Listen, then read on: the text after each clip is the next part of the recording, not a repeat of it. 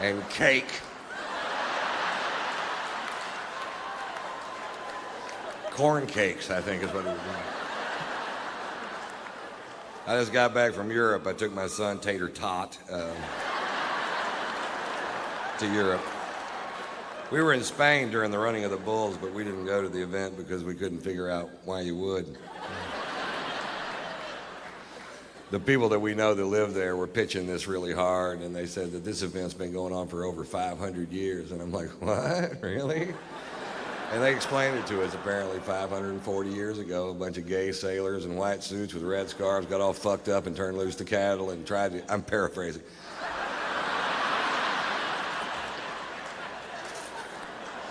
They got all fucked up, tried to get out of the way and couldn't, and it ended up, the town was such a borehole that compared to everything else that was going on there, this seemed like fun, and they kept doing it for 540 years. And like, I still don't want to go.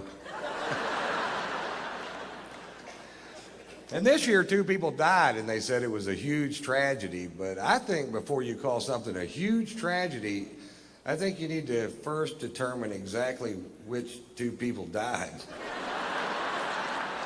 Maybe it was 2 people we didn't need. They weren't very bright, I can tell you that for sure.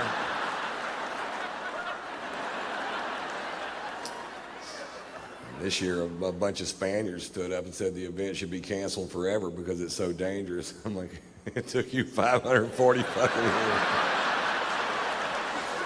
Hey, fuck that, man. Have 2 a week. Change the name from the running of the bulls to the thinning of the herd.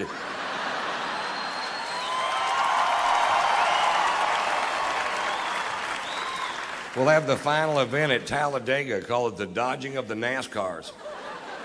You ready? Go. Vroom, pop. They're quick, aren't they? You might want to turn your wipers on, Dale.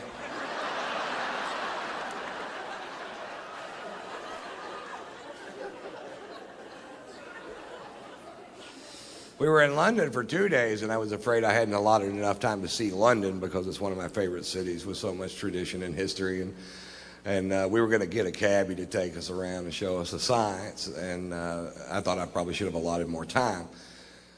But if you get a cab driver in London that's a Scottish nationalist, which is somebody that believes that Scotland and England should have no ties whatsoever, they go home every night, watch Braveheart and beat off.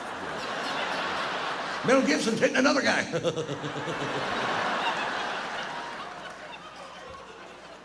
If you get a Scottish nationalist for a cab driver in London, you can see that city in about 10 minutes. I wouldn't go to Buckingham Palace if they paid me. I changed out my guards just for pussies and what it is.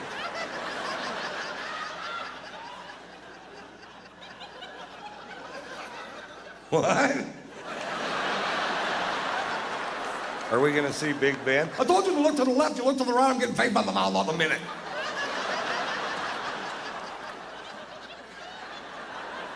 What?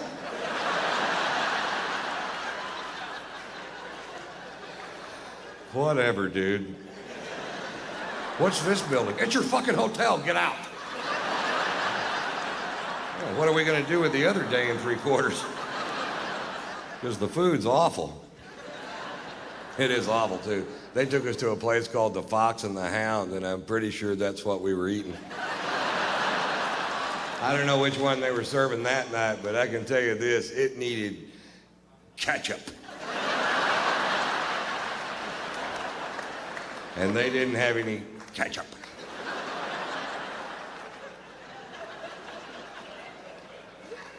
I wanted to take my son to see St. Paul's Cathedral, the 2nd largest cathedral in the world, and it was closed because the next day was the Queen's birthday. I'm like, well, this is a church. Jesus doesn't take a day off because this woman aged.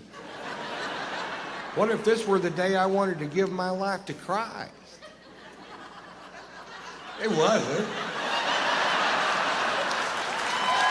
But what if it would have been? I'd have been screwed, that's what.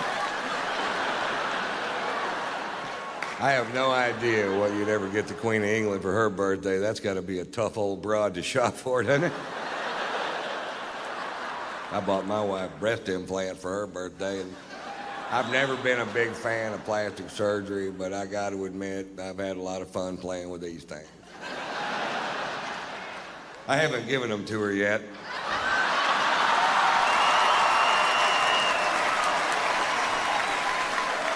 I just keep them on my tour bus and just rub them in my face. I'm glad they clean up easy.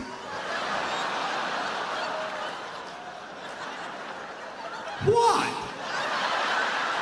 I'm just glad they're not made out of corduroy. That's all I'm saying. I'd have to have them Scotch guarded.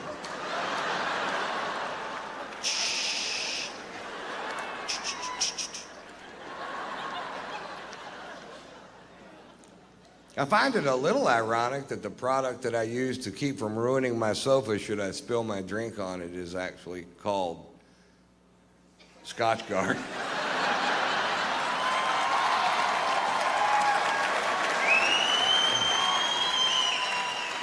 Sometimes things just work out perfect. Yeah, I'm looking for a product that'll protect my sofa should I spill my scotch on it. What do you have? We've got Scotchgard.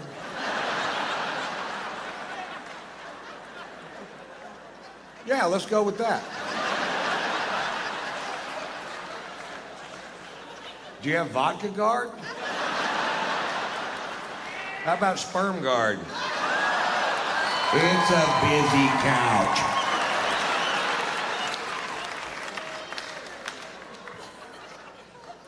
I found out when I got back from Europe that I was being sued by a paper plant. That's what the lawyers are for. I don't know if you've ever driven by a paper plant, but the byproduct of the manufacture of paper in this country is a stench so foul it will knock you to your ever-loving knees. Crown Paper in Houston, Texas is suing me because I said on stage in Houston, Texas that Crown Paper was making the town stink. Like I let some big cat out of the bag. Oh, we didn't know it stunk till you brought it up, Ron. Come to think of it, it smells like a hard-boiled egg fart in this town. Is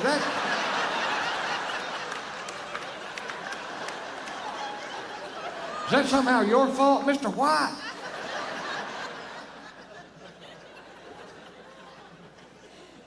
The reason I brought it up, I'm from Houston, and as a child, I lived literally in the shadow of this paper plant.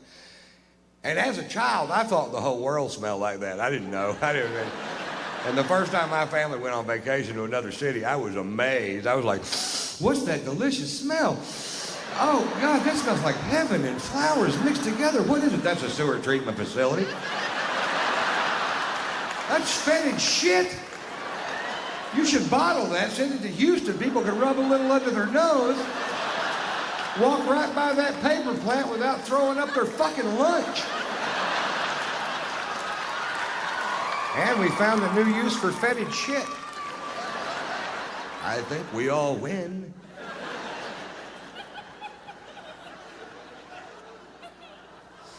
Actually, the reason I brought it up, I'm from Houston, I don't live there anymore, and I was just back in town doing some shows, and one morning I was reading the Houston Chronicle, and there was an article in the paper about that particular paper plant, and it said in the article that depending on which way the wind was blowing, that 2 million people could smell the stench produced by this one paper plant at a time. That is a big odor. If it was music and 2 million people could hear it, they'd make them turn it the fuck off.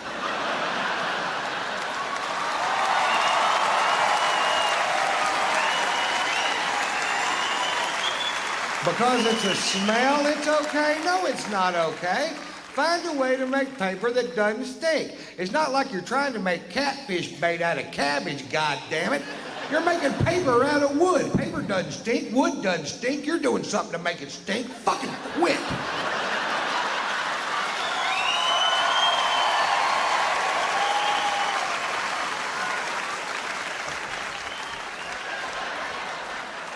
That's me dancing on my soapbox.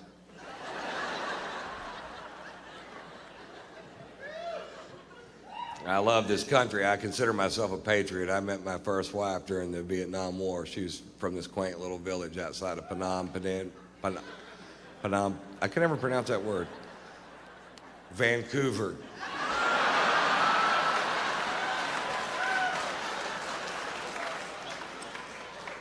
It's not true. It's funny, but it isn't true. I love this country. I do what I can to support our troops no matter what they've been asked to do. I don't have to agree in advance with the mission to support the young men and women who do my bidding.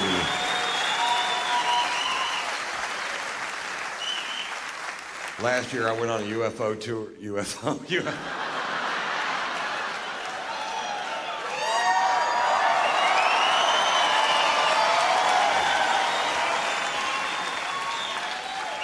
That's good, Ron. I went on a UFO tour, which not a lot of comedians are asked to do. Because the jokes translate so poorly from one planet to the next.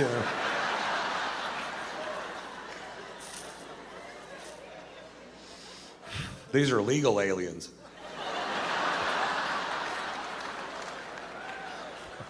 But oddly enough, they still speak Spanish.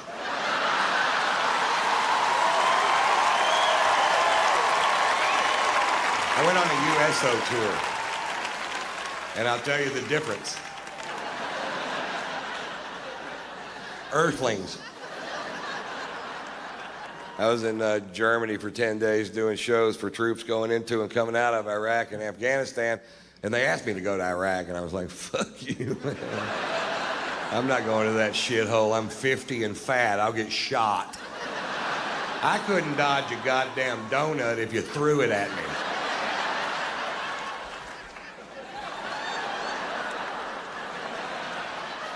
What'd you throw a fucking donut at me for, man? You hit me right in the heart, dude.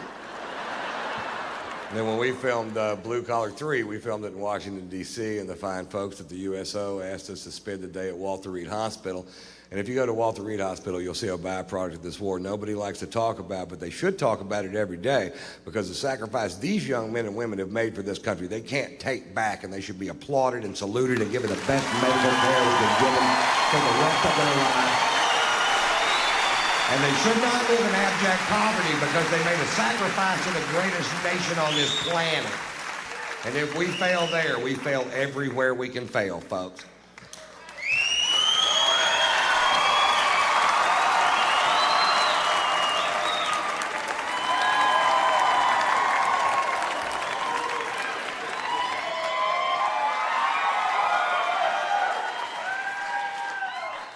To the troops, guys. Cheers.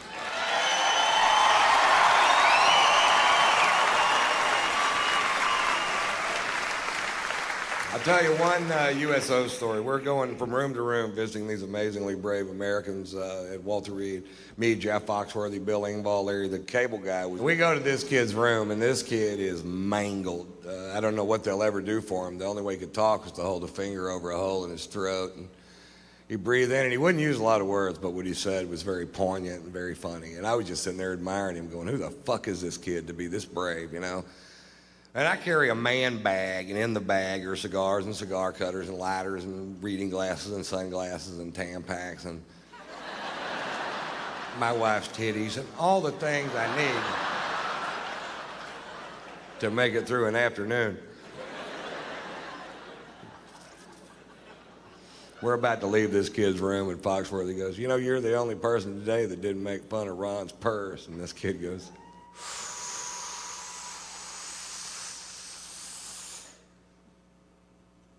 pussy.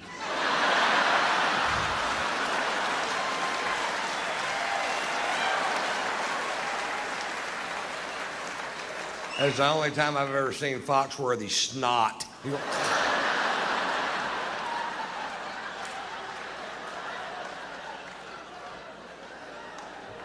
He called you a pussy, dude. Or however he talks.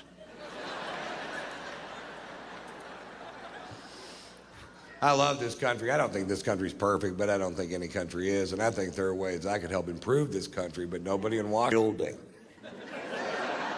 You had to find the record department on your own.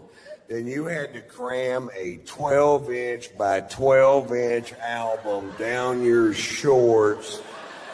Then you had to SpongeBob SquarePants it with Led Zeppelin 2 crammed down your fucking pants, hoping nobody was gonna catch your ass.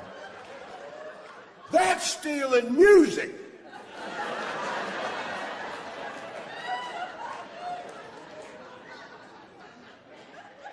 We didn't have Viagra. You had to like somebody to fuck them. I'm kidding. You didn't either. You didn't either. You grudge fuck the hell out of them. We didn't have Blue Mountains on our beer cans to tell you if they were cold. You had to open the refrigerator and reach in there and touch that beer can, or you'd never know.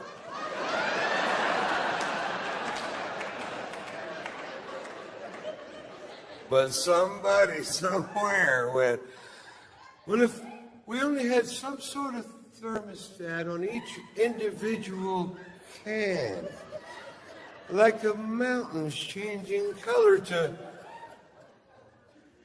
see the optimum drinking temperature.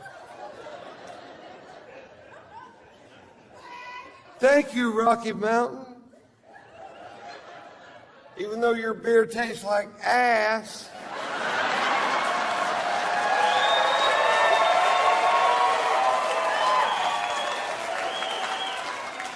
Those mountains should turn brown.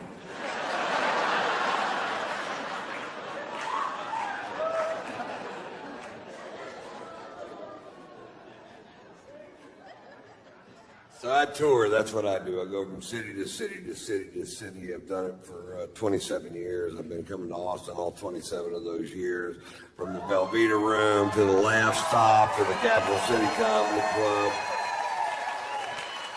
to the Paramount, to the Paramount, to the Paramount, to the Paramount. That's my favorite room in the whole wide fucking world, man.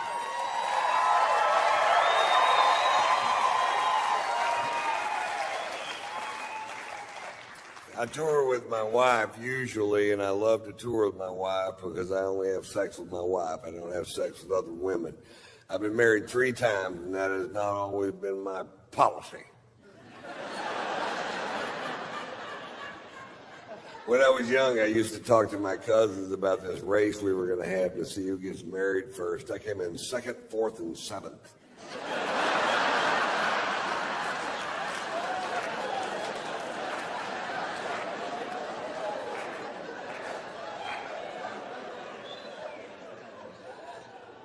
I feel like my wife misled me a little bit when we first got together, because when we first got together, she was all about, you know what, I don't ever want to have children. I'm just one of those women that never felt the urge to give birth. And I don't like real diamonds. I don't like them because of that blood diamond thing. You know what I like to do? Suck dick and cook. I like to suck dick. And I like to cook. In fact, when I'm not cooking, I'm sucking dick. And when I'm not sucking dick, I am cooking. In fact, if there was a way I could suck your dick while I was cooking, if we got a stool and you stood on it, and I could blow you while I'm scrambling some eggs, wearing fake jewelry, not having a baby, all at the same time.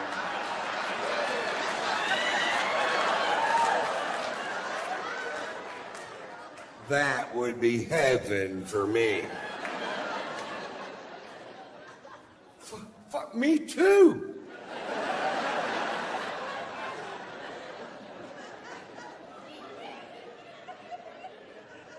Cut to 5 years later, she's on the phone with China trying to adopt a baby. She got a diamond on her finger. It looks like a solar fucking heating unit. I'm jacking off eating a TV dinner.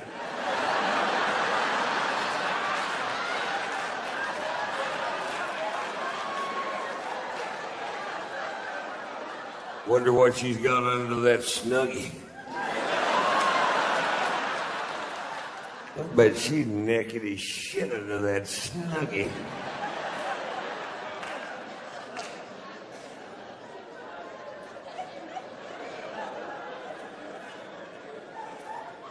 We have a great sex life. You ever 69 someone so long you start to miss each other?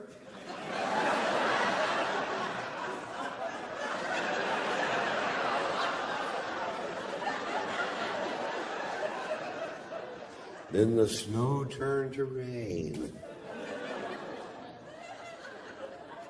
I love you.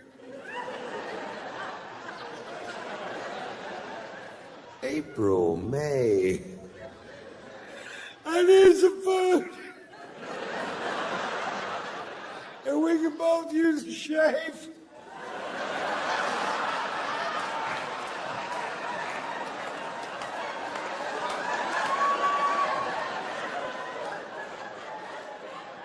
We did it one time so long it turned into another number. What is this, a 71? Have your toe in my nose. What the fuck?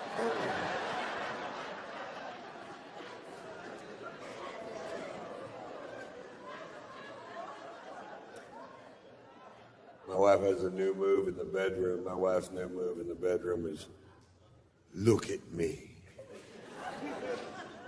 Look at me. Open your eyes, Ron. Look at me.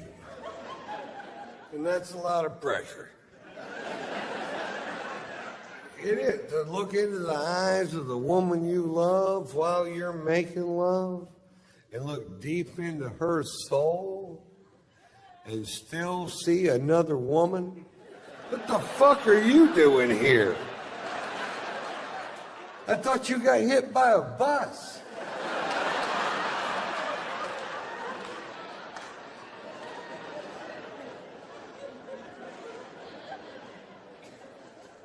I'm great at sex. I come every time. I'm like 4,000 in a row or some ridiculous goddamn number. I'm gifted, really, I guess.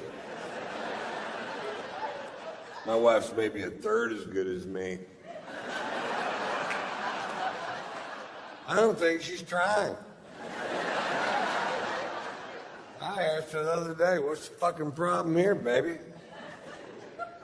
She goes, well, for one thing, there's a fat, sweaty guy laying on top of me.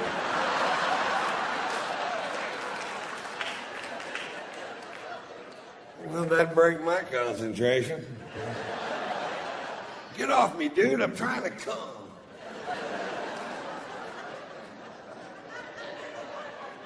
That's not true. When I'm about to come, I have the focus of a Navy SEAL.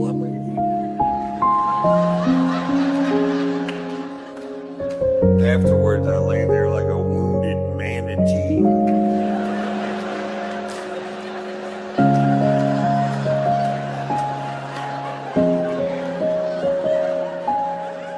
Poke him with a stick, see if he moves.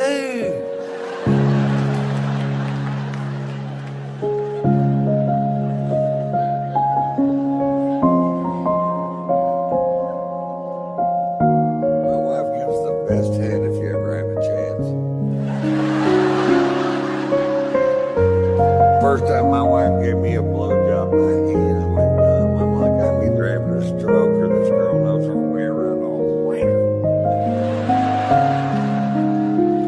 And I told her when she got finished, I said, that's the best damn blowjob I ever had in my life, by a lot. And she goes, I know it's kind of weird because I used to be not that good at it. And I was talking to my friend Ted the Florist who lived down the street, and I just asked him how he does it.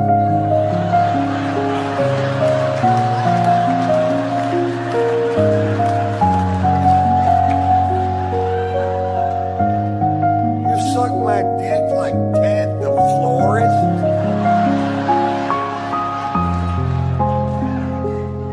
Well, that motherfucker knows what he's doing, I'll tell you that. Now every time I see Ted, I'm like, you ought to open a school, dude. Call it Ted's Head. Tulips for every occasion.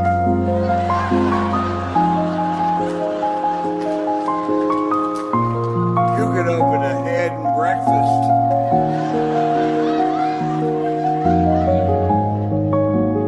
Well, Then what would my slogan be? Food. It's the only thing that doesn't suck.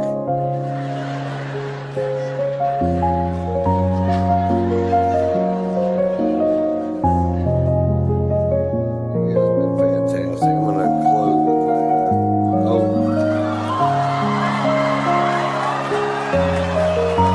so nobody's watching the dogs, I guess.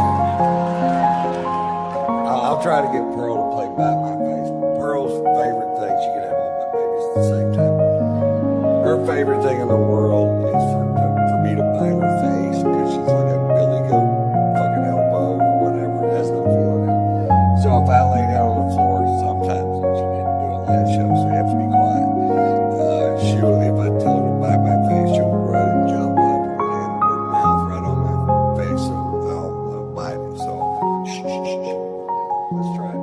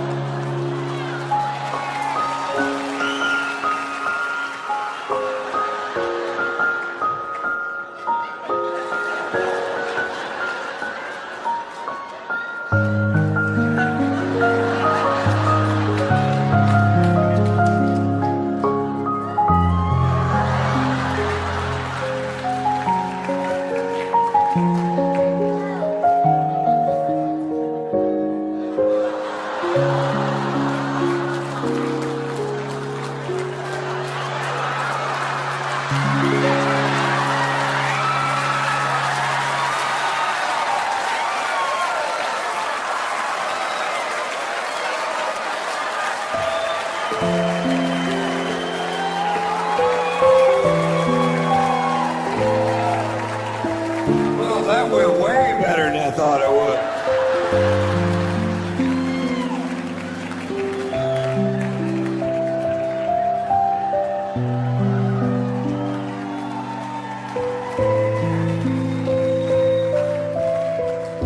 I'm gonna close the show this evening with my Dr. Phil story. Dr. Phil McGraw is a friend of mine. We play golf together all the time out in Los Angeles. He's a great guy. You never know. We became friends from him being a fan. And you never know if you see somebody on TV what they're going to be like in person. Doc's a solid fucking dude. I guarantee you that. He's straight as he can be, but he's a great fucking hang. And he's a great asset for me. My father passed away when I was young, and now I'm in this big business world, and I can bounce all these things that I have going on off the dock in his 35 years. And that's a big deal for me. And I'm a really good friend with his son, Jay McGraw. But anyway, the other day I was talking to my son about self-esteem, and a few days later I was playing golf with Doc, and I said, Doc, if you were going to tell somebody one thing to do to make themselves feel better about who they are, what would it be? And he said, finish the things you start. And I said, well, that's brilliant. And I went home, and there was a half bottle of Scotch sitting on the table.